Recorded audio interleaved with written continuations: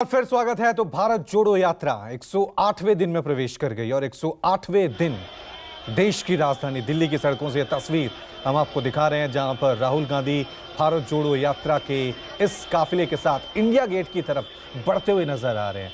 हजारों की संख्या में वहां पर तमाम कार्यकर्ता मौजूद हैं।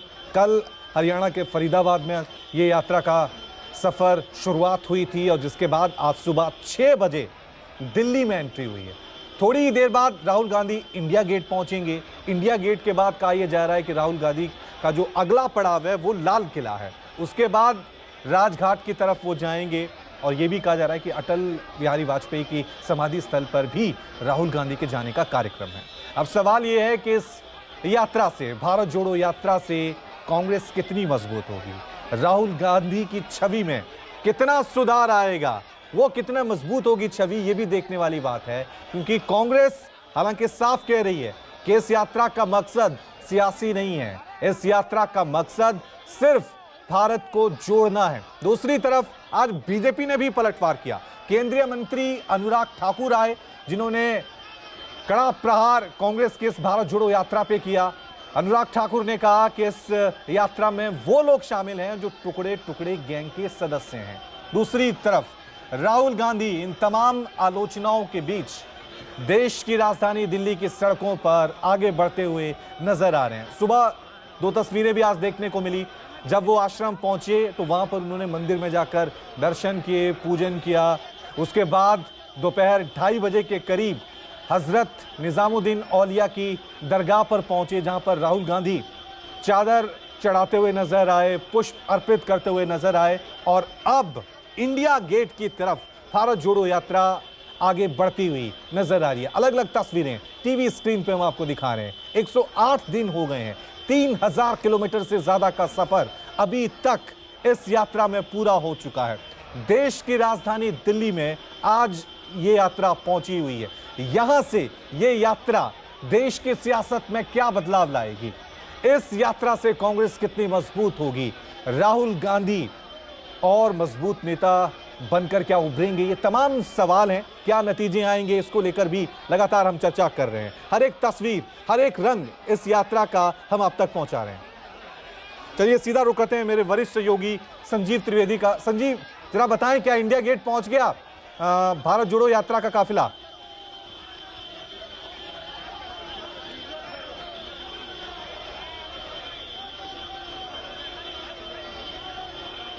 चलिए, संजीव से हमारा संपर्क नहीं हो पा रहा है।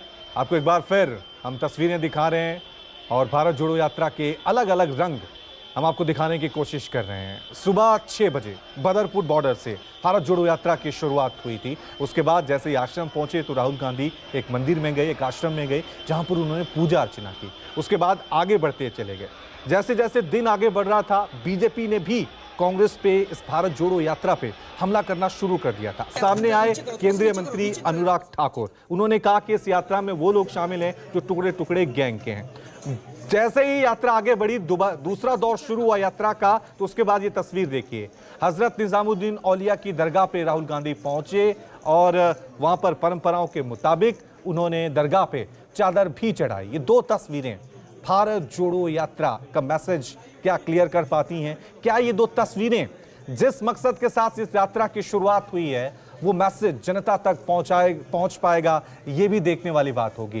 फिलहाल अगला पड़ाव जो है इस यात्रा का इंडिया गेट है। इंडिया गेट के बाद ये यात्रा लाल किला पहुंचेगी।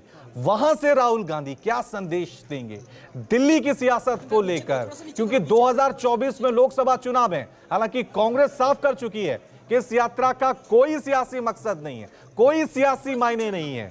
लेकिन इस यात्रा से कांग्रेस, राहुल गांधी और देश का विपक्ष कितना मजबूत होकर सामने आएगा, ये देखने वाली बात होगी। लेकिन ये 2 तस्वीरें बहुत ही दिलचस्प हैं। पहली तस्वीर आश्रम के उस मंदिर की है जहां पर राहुल गांधी पूजा अर्चना करते हुए नजर आए, और ये दूसरी तस्वीर हजरत निजामुद्दीन औलिया दरगाह की है, जहां पर राहुल गांधी करीब 2:30 बजे वहां पर पहुंचे थे और वहां पर एकता का संदेश, यानी जो इस यात्रा का मकसद है, वो इन तस्वीरों के जरिए राहुल गांधी साफ तौर से देने की कोशिश कर रहे हैं। लेकिन क्या ये मैसेज जनता तक पहुंचेगा या फिर ये यात्रा सिर्फ कांग्रेस को मजबूत कर पाएगी या फिर राहुल गांधी की छवि ही उभर कर आएगी, ये आने वाला वक्त बताएगा। 2024 का लोकसभा चुनाव बताएगा। लेकिन फिलहाल जो सड़कों पर तस्वीरें नजर आ रही हैं, वो तस्वीरें साफ तौर से कह रही हैं कि हजारों की संख्या में कांग्रेस के कार्यकर्ता वहां पर मौजूद है।